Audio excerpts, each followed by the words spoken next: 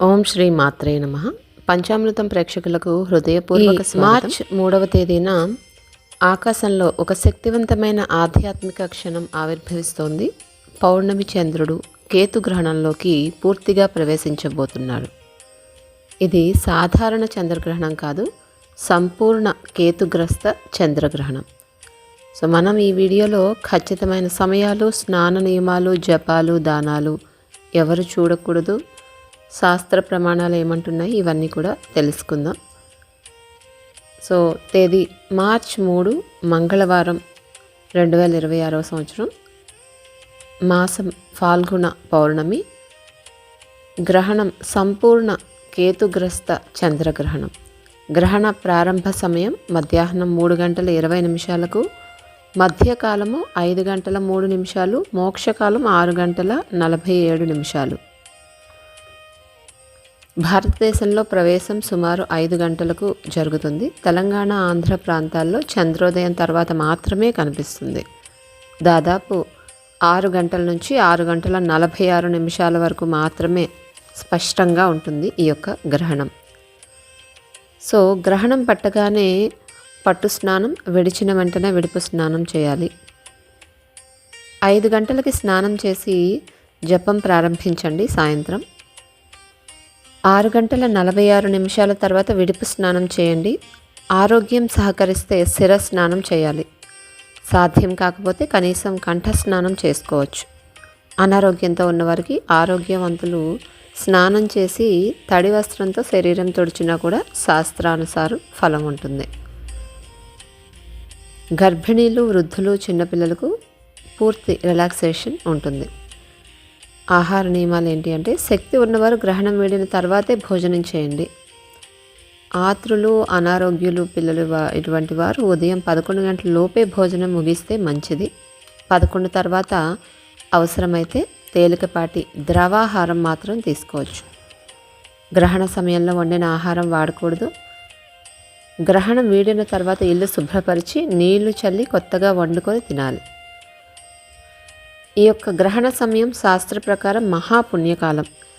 మంత్రజపం, నవగ్రహ శాంతి, లలితా సహస్రనామం, విష్ణు సహస్రనామం, ఓం నమ శివాయ పంచాక్షరి ఇటువంటివి చేసుకుంటే మంచిది. జ్యోతిష్యం ప్రకారము మంత్రకారులకు రాహు సిద్ధికారకుడు, కేతువు మంత్రసిద్ధి ప్రసాదకుడు.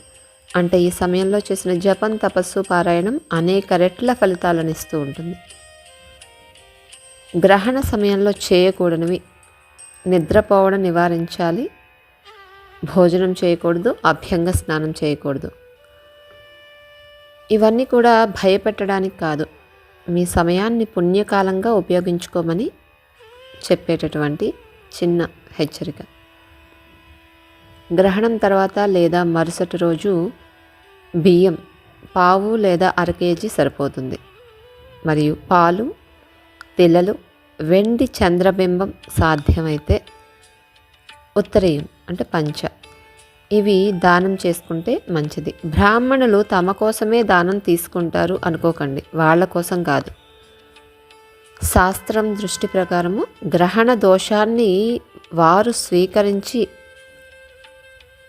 ప్రాయశ్చిత్తంతో పరిహారం చేసే పాత్ర వాళ్ళు చేస్తున్నారు.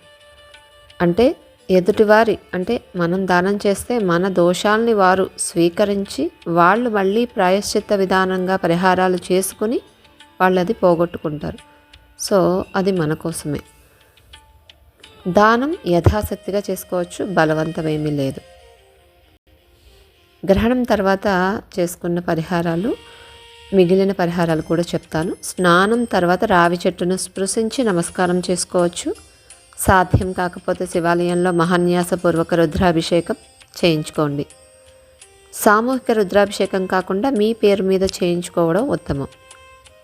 ఆర్థికంగా కష్టమైతే 6 నెలలు శివ కవచ పారాయణ చేసుకోండి. ఇప్పుడు గ్రహణంలో హోమం చేస్తే కోరికలు వెంటనే నెరవేరుతాయి, ఇటువంటి మాటలన్నీ కూడా శాస్త్ర ప్రమాణం లేని మాట. మోసపోకండి. గ్రహణం కోరికల మార్కెట్ కాదు, పుణ్య సాధన కాలం. ముఖ్యంగా ఇది ఎక్కడెక్కడ కనిపిస్తుంది? ఇండియాతో పాటుగా పశ్చిమ ఉత్తర అమెరికా, తూర్పు ఆస్ట్రేలియా, న్యూజిలాండ్, ఉత్తర జపాన్, సింగపూర్, చైనా ఇటువంటి దేశాల్లో కూడా కనిపిస్తూ ఉంటుంది. ఆ దేశాల్లో ఉన్నవారు కూడా స్థానిక సమయాల అనుగుణంగా నియమాలు పాటించుకోండి. నక్షత్రం అంటే ఏ నక్షత్రం మీద పుబ్బా నక్షత్రం సింహరాశిలో వస్తుంది. ప్రత్యేకంగా వారికి చూడకుండా ఉంటే మంచిది. గ్రహణ సమయంలో ఎక్కడ ఉన్న నీరు అయినా గంగా సమానమే. ఆ సమయంలో చేసిన దానం అనేక రెట్ల ఫలితాన్ని ఇస్తుంది.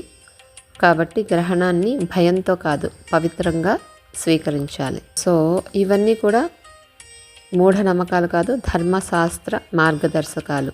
ఈ పవిత్ర సమయాన్ని వృధా చేయకండి. యథాశక్తి నియమాలు పాటించండి, పుణ్యాన్ని పెంచుకోండి. మరియు ఈ గ్రహణాల వల్ల భయపడే అవసరం అసలు లేదు. ప్రతి సంవత్సరం గ్రహణాలు వస్తూనే ఉంటాయి. ఇది కూడా అలాంటిదే, ఒక సహజ ఖగోళ ఘటన, ఆస్ట్రనామికల్ ఈవెంట్ అని చెప్పుకోవచ్చు. కానీ ఈసారి ప్రత్యేకత ఏంటంటే పంచగ్రహ కూటమి జరిగింది. ఇప్పుడు ఆల్రెడీ పంచగ్రహ కూటమి ఉంది కుంభరాశిలో. అంటే 5 గ్రహాల సంయోగం, 5 ప్లానెట్ కాంబినేషన్ అని చెప్పుకోవచ్చు. ఈ 5 గ్రహాల ప్రభావము కూడా వాటి దృష్టి అంటే ఆస్పెక్ట్ అనేది 7వ స్థానమైన కేతువు ఈ సింహరాశి మీద పడుతోంది. సో కేతువుని ఈ 5 గ్రహాలు చూస్తున్నాయి. ఆ కేతుగ్రస్త చంద్రగ్రహణమే వస్తోంది కాబట్టి సాధారణం కంటే కొంచెం ఎనర్జీ ఎక్కువగా ఉంటూ ఉంటుంది. అంతే తప్ప భయపడాల్సిన పరిస్థితి లేదు. జ్యోతిష శాస్త్రం ఎప్పుడు భయపెట్టదు, అది తెలియచేస్తుంది, మార్గం చూపిస్తుంది, పరిష్కారం కూడా చెబుతుంది. ప్రతి దోషానికి పరిహారం ఉంటుంది, ప్రతి ప్రభావానికి శాంతి మార్గం ఉంటుంది. మనం మెడికల్ టెస్టులు చేయించుకుంటేనే కదా మనకి హెల్త్ ఎలా ఉంది, మనకి లోపల ఏ విధంగా ఉంది అనేది తెలుస్తుంది. దాని ద్వారా మనం ఎటువంటి మెడిసిన్ వాడాలి అనేది తెలుస్తుంది. అదేవిధంగా ఈ జ్యోతిష శాస్త్రం కూడా. ఈ వీడియోలో చెప్పినట్లుగా స్నానం, జపం, దానం, శివారాధన వంటివి చేయడం ద్వారా ఈ ప్రభావాన్ని సులభంగా సమతుల్యం చేసుకోవచ్చు. అందుకే ఈ గ్రహణాన్ని భయంతో కాకుండా ఆధ్యాత్మిక అవకాశంగా తీసుకోండి. పవిత్రంగా గడపండి, శాంతిగా గడపండి, సాధనగా మార్చుకోండి. ఈ గ్రహణ ప్రభావం ఏ విధంగా ఉండబోతోంది అంటే కనుక కేతుగ్రస్త చంద్రగ్రహణం వల్ల భావోద్వేగాల తీవ్రత ఎక్కువగా ఉంటుంది. అనూహ్య నిర్ణయాలు ఉంటాయి, అంటే అకస్మాత్ నిర్ణయాలు, గత విషయాలు మళ్ళీ గుర్తుకు రావడం, ఇలాంటివి ఉంటూ ఉంటాయి. పరిష్కార మార్గాలు ఆల్రెడీ చెప్పిన విధంగానే గ్రహణ సమయంలో జపాలు, శివారాధన, శివపూజ, దానాలు, సాత్విక ఆహారం అంటే పవిత్రమైన ఆహారం, నిద్రకు ముందు ప్రార్థన, ఇవి మనసును సమతుల్యం చేస్తాయి. చివరిగా ఈ సమయం భయపడడానికి కాదు, జాగ్రత్తగా ఉండడానికి సమయం. ఆందోళన కోసం కాదు, అవగాహన కోసం. సమస్యల కోసం కాదు, సాధన కోసం. గ్రహాలు పరీక్షిస్తాయి కానీ మార్గం కూడా చూపిస్తాయి. శాంతిగా ఉండండి, ఆరోగ్యాన్ని కాపాడుకోండి, డేటాని సురక్షితంగా ఉంచుకోండి. ఈ సమయంలో ఏదైనా డేటాని అండ్ పాజిటివ్గా ఆలోచించండి. మిగతా వివరాల కోసం ఇందులో వచ్చే వీడియోలను పూర్తిగా చూడండి. ఇటువంటి జ్యోతిష అవగాహన కోసం ఛానల్ సబ్స్క్రైబ్ చేసుకోవచ్చు.